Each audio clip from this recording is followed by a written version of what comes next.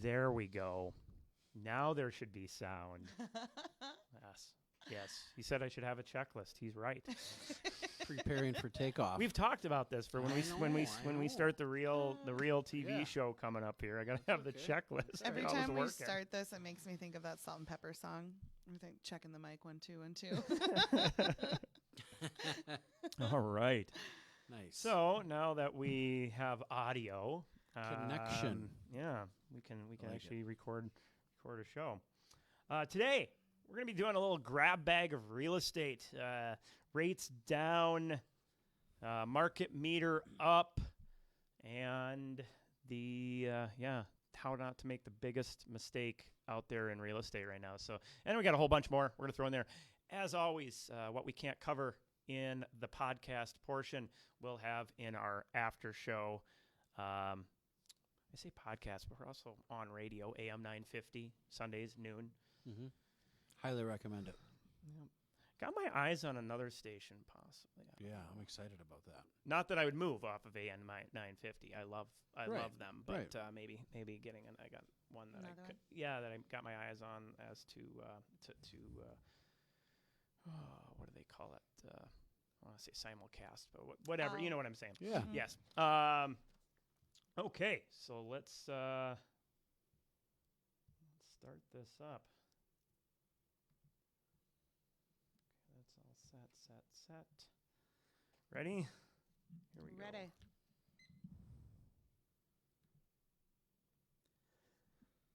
Are you thinking of buying or selling a house, or just want to know what might be going on with one of your biggest investments? Then come hang out with us for a little while. Hi, I'm Kirk Duckwall, and welcome to the Twin Cities Real Estate Show, sponsored by Bricks Real Estate, Network Title, Eric Bloomstrand and Chad Preby with Bell Bank Mortgage, and James Tolfson with Country Financial. If you have any questions for us, you can give us a call at 651-303-0019. Again, 651-303-0019. Happy to help answer any of your real estate questions or assist with your real estate needs.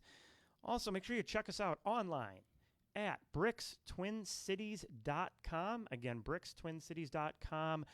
We got some of the latest and greatest home searching and researching tools available to you there, plus our great free publications from the Bricks Report, which has the stats for every suburb and a lot of the different neighborhoods around the Minneapolis-St. Paul area, broken down so you can see what's been going on with your real estate market over the last year. And it's been crazy, right? You have some areas with 14% appreciation, 11%, and you have others that maybe 2 or 3, right? Yeah. So it's not across the board.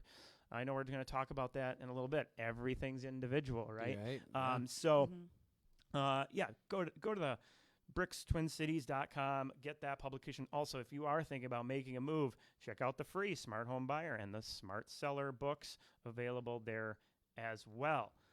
All right. You don't even have to enter in any information to get that stuff. You just go in there, boom, it's there. It's there for you to use. And it's free.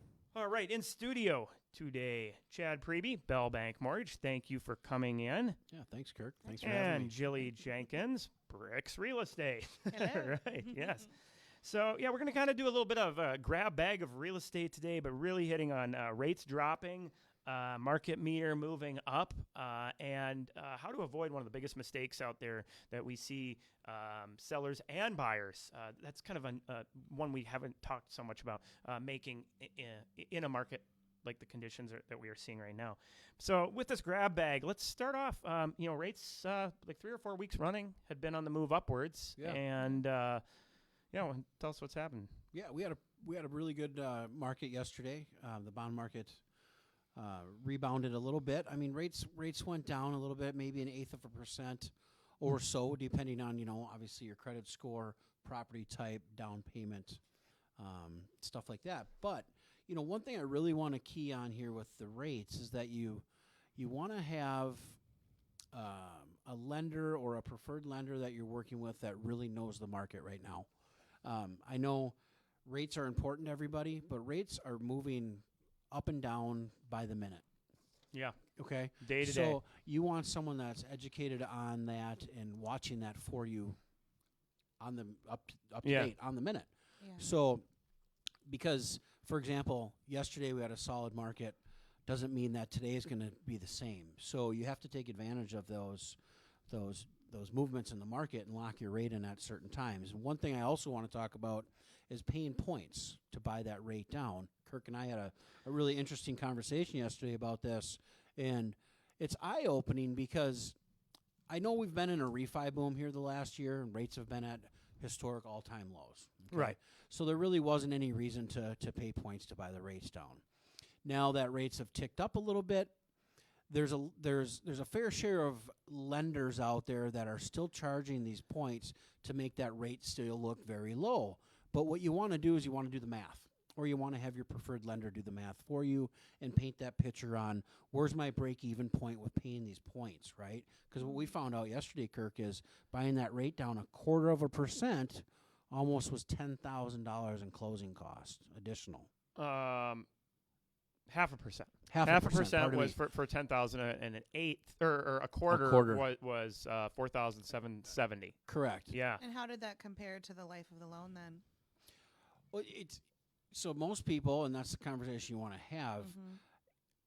Most people aren't keeping their home for 30 years, no. correct? So Right. that's where you want to have someone calculating that break-even point. Well, and one of the Right. reasons that I had brought it up was, with at that time when we had the discussions, rates hadn't moved back down. And we're looking at a market that looks like inventory looks like it's bottoming out based on the graph. It doesn't seem to be moving a whole lot more down, or just more stable at the moment. So it should mean it starts moving up as far as inventory. And so, supply and demand as inventory comes up, that the pressure into the market is not going to be necessarily as great, and these homes that are going into multiple offers and selling for $20,000, $25,000 over asking price, that's not going to be happening anymore. Right. And so, or value, maybe I should say, not necessarily even asking price, but what is the value you assign to that home? And then you get somebody who goes crazy and they just offer way above that. You're not going to see that kind of rash decisions as much as the inventory comes up. So then the question becomes, even if rates move up a quarter or a half, but you can save, 10, 20, 25,000 in the marketplace on that home, if you have the cash to do it, does it make then sense to use that money to buy the rate back down to where it was? Yeah. Correct. Right? Spend 4,000 or 10,000, but you're saving 15,000. Yeah. Right. In the end of the day. So it's a way where people, oh man, rates are up. I'm really getting hurt by this. Well, maybe not. Maybe you're going to make that back up when the market is in a better spot. Right. And correct me if I'm wrong, but the average right now was like 7 to 10 years to stay in your home. It had gone up from about 5-ish. Yeah, of like last year. Well, previous to last year. I'd be curious to see exactly where that is at right now, because a lot of people moved or started making moves or wanting to make moves. And also I heard that 30% of the buyers last year were first-time home buyers. So I heard more. You're not getting like any other homes coming to market. It's just inventory being lost. Well, 30%. I mean, that still leaves 70. That's a lot. But it's that was part of the problem, was that we weren't getting the injection of new listings last year because everybody was fearful. Everybody stayed put. Right? It was well, I don't want people coming into my house, or I don't know if I'm going to have a job. I don't want to buy anything new. So yeah, complete lack of new homes coming into the marketplace. And that's where I think, this year may be that differential, depending on how we see that new listing rate rise in comparison to last year. Last year at this time, new listings started to drop off. Right. So I think the big point here too, everybody, is you got to have a plan. I was watching the evening news last night for a quick moment after the Wild game, and I saw that one of the news channels was talking about new construction and the cost of lumber, how it's gone up. Oh yeah, 15% at least. Huge, right? So I have a fair share of clients that are in the process of building a new construction home, and the price keeps going up. Yeah. And it's something you want to be aware of. So you have to plan for that, and it's due to COVID. Yep. Right? And it's supply and demand, right? Kind of like the inventory. Now, the scare with COVID is now kind of, I think, diminishing a little bit, right? Slowing down. Hopefully it's Vaccines, on its way out, right? right? So people are, I'm thinking, and Kirk, I know we talked about this too on the Monday conference call, was people are going to start being more active, right? Hopefully more listings. We're going to start seeing people more Yeah, I mean, confident in what they're doing because, gosh, there was a lot of scarier this last year. Right. I had a photographer tell me that they're booked solid now for the next month, so that's also a sign. It is that there's more listings coming on. Yep. Yeah, I mean, and that's what we want to see, right? And that for buyers out there.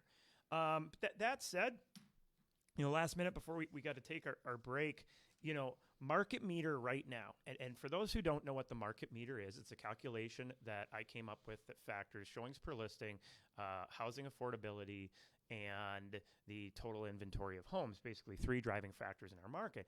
And what's so beautiful about it is by looking at what's happening today, we can see what closing prices are going to be basically in 30 to 60 days out. And this meter is almost dead on all the way through 2 months early.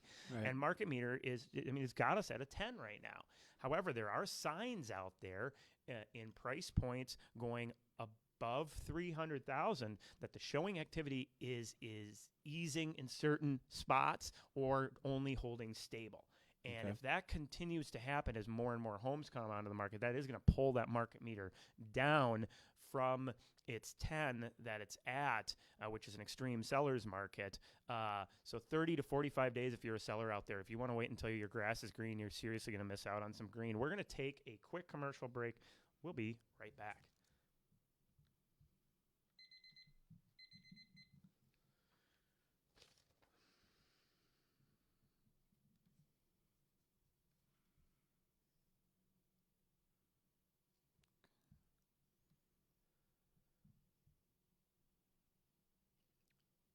Anybody who's watching us on Facebook at the moment, let me know if you can see the video feed. On our end, it says having trouble playing this video. My experience with that, though, is that it is still actually recording. So just type in the comments, yep, see ya or something. That would be awesome.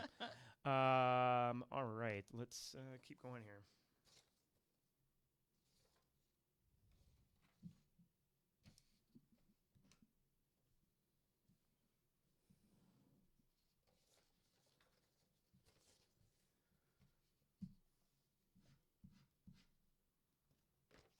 Ready? Yes, sir. You're listening to the Twin Cities Real Estate Show on AM 950. Today, we're just doing a little bit of grab bag of real estate, talking about all sorts of different things. Rates dropping back, market meters still holding strong, but keep like we just finished with last segment, that 30 to 45 days. The signs that we're seeing, that's the prediction that I'm giving with that. If you have the opportunity, Bricks Twin Cities, type it in on YouTube. You can watch our Mastermind the Market videos. It's a short little video we put out every Monday, really showing the stats. This is not just gut feelings. This is real data tracking what the market is doing. It's the stock ticker for our real estate market. So if you want to be on top of when's the right time to sell, when should I maybe buy, check it out. Bricks Twin Cities YouTube. Subscribe. You'll get all the great videos that we put out there. Highly recommend it. I really got to start mentioning that more maybe in the intro because those videos are, I had a client say, what set you guys apart is that information you're putting out there is really helpful and it allows us to make smart, educated decisions on homes. And it's not hypothetical information. It's data. It's real No, data. it's real. Yeah. It's just taking that data and formulating it into something that you can decipher into a market trend in a sense. Absolutely. Because price isn't always market trend. Right. It's not. If you know some of the other factors in there, you can know when to leverage that. Like showing rate is so important. Yep. Okay, so Don't be in a rush. Have a plan. You kind of mentioned that in the last segment. So this is huge. In our smart home buyer book, in our smart seller book, again, brickstwincities.com. You can find those. They're free there. We talk about this. If you don't have a plan, it could really cost you not just a ton of money, but it can cost sanity. You get. I was going to say stress, but I think sanity. Yeah. Yes.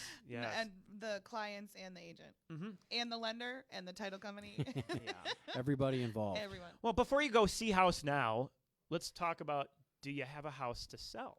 What's your plan with that? If you think you're coming to this market with a contingent offer, no, it's not going to work. It's brutal. It's not going to work. Yep. Depending on price point. I'm not going to say that's the case across the board. As you go up in price range, you start breaking 550, 600 or higher. Contingent offers become a little more realistic. But if you're selling that townhome going into a 350, it's going to be real tough. And we can maybe talk about this next round or something. But Chad, I would hope that maybe you have like options to offer for gap loans or some sort of bridge coverage. Because a lot of people don't know that exists. That they don't have to be contingent on the sale of their home. They can have something that gets them through that gap. Well, and with where the market is right now, I mean, recast. Yeah, I would recommend the recast, and we can go over that in detail. I know we've talked about that a lot, but recasting is just simply you're putting minimal down on the new purchase, right?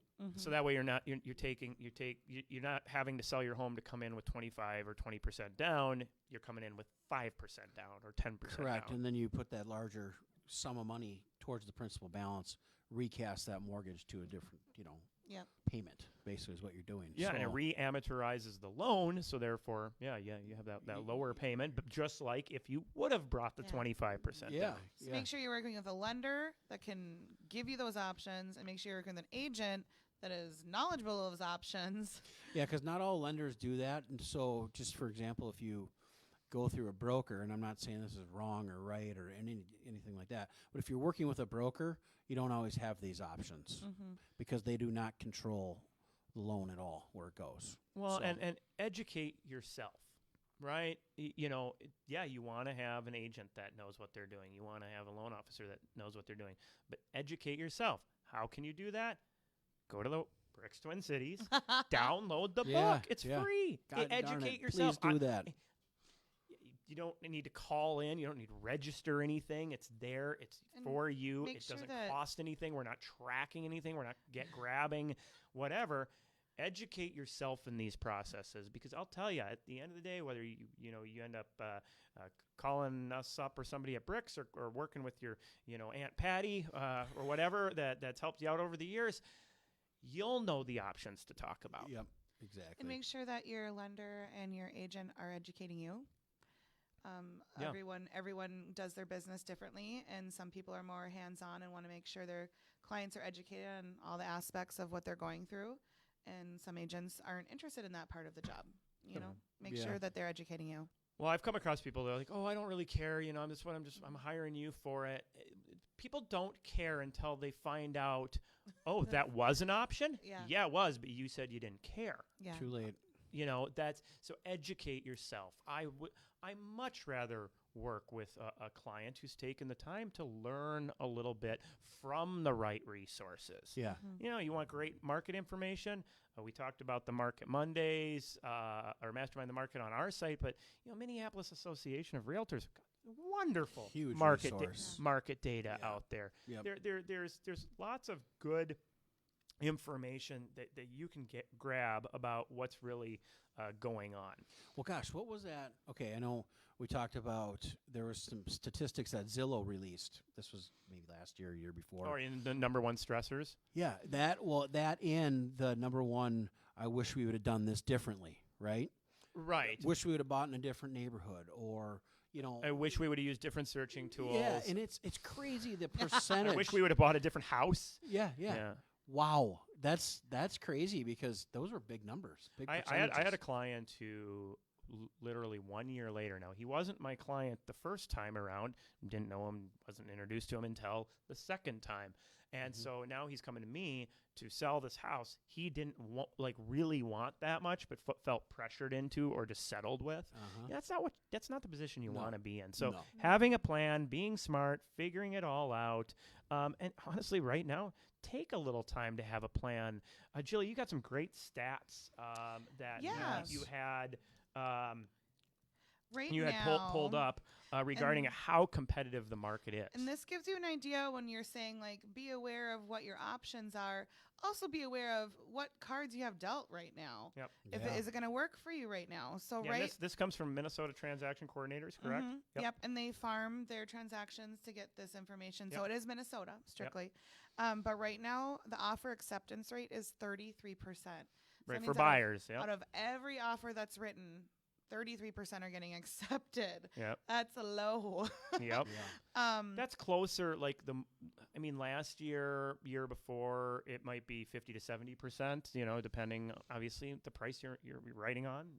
Yeah. And the inspections are being waived. 38% of those offers being made. Wow. Which that's daunting to me.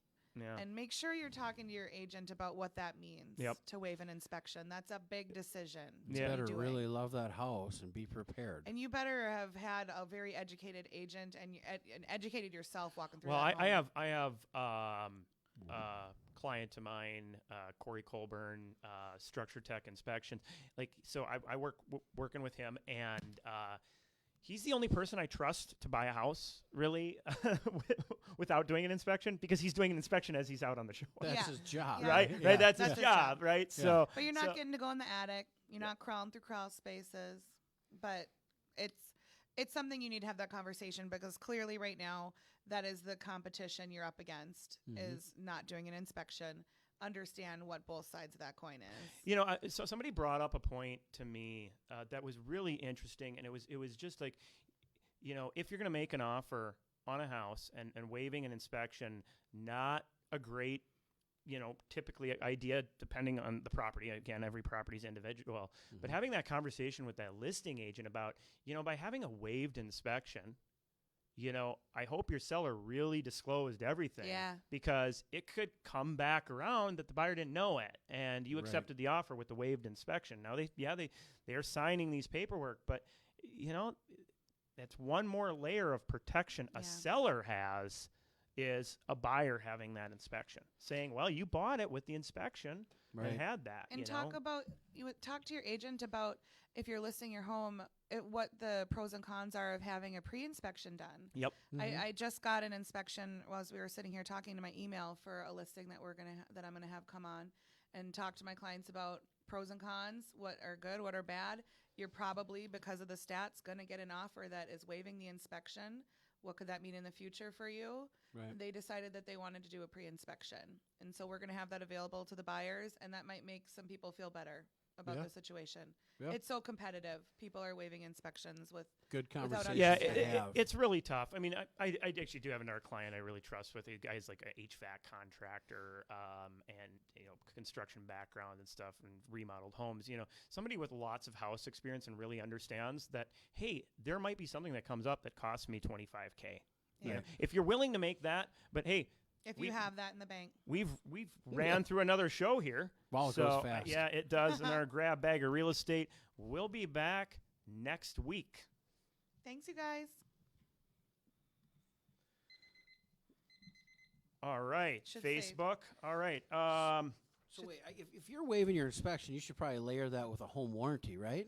Well, okay, so warranties, it says right here, are only negotiated 4% of the time in the offer. Well, I think in the offer. Yeah. I mean, I'm telling my clients, okay, it's one thing if you're buying a townhome or a condo. Okay, right. Okay, so if you're buying a condo, association's maintaining a lot of stuff. Okay, or you're buying a townhome where the association maintains a lot of stuff, and you're just down to your HVAC system. Yep. If that's relatively new, okay, hey, let's maybe look at that option. I've had that work. And then you get the home warranty to protect you. The cost of a home warranty, which is good for 1 year, is basically equivalent to a home inspection. Except for now, you have a warranty on your items for 1 full year. Right. It's one of the few circumstances where I can go, okay, this could make sense to do this. But, the one thing we didn't get to is, every transaction is individual. Yes. Every that's one important of to understand them. that. And so there isn't a blanket offer. There isn't a blanket presentation.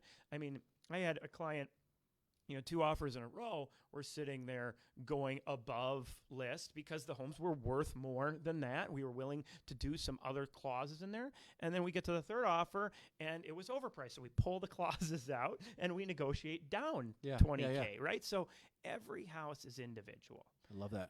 And, we missed this one on the podcast, but one of the biggest mistakes you can make out there in a fast-moving market right now is this representing yourself mentality. Hey, I'm going to go find the homes. I'm going to get in. I mean, I had this guy reach out through Zillow and, hey, just found your house. And he calls me. I'm like, dude, that was 2 weeks ago. It went coming soon. It's sold. It's just cleared inspection. And I texted him. I said, hey, if this is what we use as an app, here's the Smart Home Buyer book. Nice. Hopefully this helps you get somewhere, because it can be very costly. It can be very stressful to represent yourself. I mean, people will, right? Well, the market's so hot, I'm going to save money as a seller. Well, I'll tell you out there right now, the houses that are having the hardest time selling are these ones held, that are held for sale by owner, because they didn't do the right things for prep. They don't know how to have the right conversations with the agents. They didn't plan everything out. They didn't do the coming soon listing. They're not putting them on for the right amount of time. They're just there's mistake after mistake after mistake. I don't care if you bought 1, 2, 3, 4, 5 homes. I've done 500, right? I did 4 or 5, 6 offers last week. We're doing a listing almost every week. Knowing the market is really important when negotiating, because what the market is right now isn't going to be the market in 2 months. Knowing what clauses, what things are appropriate. You talking about the earnest money being up to 2% now, right? Yeah. These pieces of the pie, how do you know what the appropriate thing to accept is? Yeah. You're kind of, it's such a fast-moving market that the stats and what's going to work for you in each individual transaction is changing too constantly. Yeah. So if you're not in the business and you're not doing business in the business, where you're actually working with clients and it's not like a part-time gig. Yeah, part-time Patty or new agent Nick. You have no clue what changed. New agent Nick. It changes over the weekend. It's true. What's going to be the acceptable new version of something the next week? Right. Well, I looked at a listing. I'm getting a friend's house ready to go on the market, and we had this conversation about, hey, the showing rate in your price range just went down. This is not what it was 2 weeks ago, right? That we need to set our expectations appropriately based on what the market's doing, and we need to price appropriately based on what the market's doing, or else you're going to shoot yourself in the foot, because it's that house. Now, interesting stat, if you look at houses around the Twin Cities, for each day they're on the market, now in a normal market, each day a house is on the market, but I think this would apply too. If you have a house that crosses day 4, this probably really starts kicking in, and you probably can see that differential. But 0.1% less on the average price per square foot on each day a house is on the market. And I track this from 0 days to 90 days. Oh, really? Now, granted, you're going to have these exceptions where it's a multiple offer. They aren't accepting anything until day 3 or 4. Right. But, I mean, how do you feel when you see a house that's on 5 days? Well, woohoo, we're going to get it for less. Yeah. You might get it for price, like Maybe, the asking price. So 0.1%. Oh, well, that's not that big. Well, every 10 days, that's 1% less. That's $4,000 less on a $400,000 home, right? So when the clock ticks, you're burning money. So you want to be prepared. Yeah, you don't want that to happen. You want to be the one that gets that excitement coming soon, tons of activity, showings booked up, and you're under contract in that 2 to 3 days. And have professionals working for you in all of all the facets of the deal. Right. Please. Professional title company. Professional wow. Is lenders, that a big professional one? agents. Yeah. Yeah. Right. This is very, very important. It helps everything move along. You had a great story, Jilly. We'll probably finish up with it about a buyer who didn't use you, and you gave him some warnings and some advice. And why not finish the story here? Well, it was back in December, and I had met him at a listing of mine, and he called me up to do a showing and was very open and honest, outright saying, I want to represent myself. I'm looking to buy a property that I could maybe do a rental situation to, so it'd be my home and an investment. And I kind of went over the reality. I don't sugarcoat stuff with clients and with potential clients. I'm very honest about how the market is and figure out what's going to work for them and what's not, Yeah. And so I told him, I'm like, I am scared for you. I am concerned you're going to be brutalized. The market is vicious. If you are representing yourself, it's essentially the same idea as representing yourself in the court of law. Yeah. Yeah. I'm going to be my own attorney. Right. And when you are buying a home for him specifically, he was looking for some guidance. He didn't know anything about the legalities of contracts and clauses and what all goes into timeframes and statutes that come along with all that. And so at first he said, okay, well, I said, please call me if you have questions. I just really want you to be safe in your purchase. Please call me. And so he did. And he said, okay, I want to pay you to write the contracts for me because I'm having a real hard time with the listing agent. Everything is in his best interest. It's nothing for me. And I said, well, yeah, he's representing his clients. Of course, right? Yep. Yeah. I warned you that was going to be the situation. You were going to maybe be taken advantage of. And he wanted me to write the documents and do the negotiations for him. I said, well, you're going to pay me an hourly rate and maybe not get the offer accepted. And then we're going to move on to the next house and you're going to pay me an hourly rate. And maybe not get the offer accepted. I was like, all you pay me is my brokerage fee, which it's not being paid to me, it's to my brokerage, and that's with pretty much any broker that you're going to work with. Well, and these days it is disclosure. That's how you get paid. Well, the list side does pay it, but it is part of the purchase price. Yeah. Right. That's in there. And then I'm getting paid by the sellers. Like the seller's agent is paying me the commission. You're not paying me the commission. Well, but it's built into the purchase price. Yes. Yes. Yeah. But he's not taking out of pocket hourly charges No. for me to write these Correct. contracts. Yes. And then when you have a 33% rate of getting accepted, Mm-hmm. how many offers and how many hours is he going to pay me for writing these contracts? I was like, you're going to lose money for what you think you're going to try to save to negotiate because you don't have representation. You're going to lose years of your life over stress. Oh, well, So- and the thing is they don't know what clauses, and this is for Yeah. buyers and sellers, they don't know what clauses to have in there that is to going to make you competitive. make you competitive And or, protect you. or protect it, Yeah. you, Yeah. right? That how are you getting both? Yeah. So I said, please call me if you run into trouble. Please call me if you have a change of heart and decide that you do want representation. I'm not going to take advantage of you by going offer to offer, charging you hundreds to thousands of dollars. Who knows what it would cap off at Right. before you got a house. And so he actually called me this weekend and said, Jilly, you were right. I wish I would have listened to you. What can I buy you as a gift of apology? And I said, oh my gosh, no.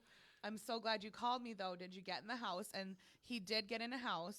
He said that it was hell. He said he definitely was taken advantage of. He said he definitely did not understand negotiations like he should have.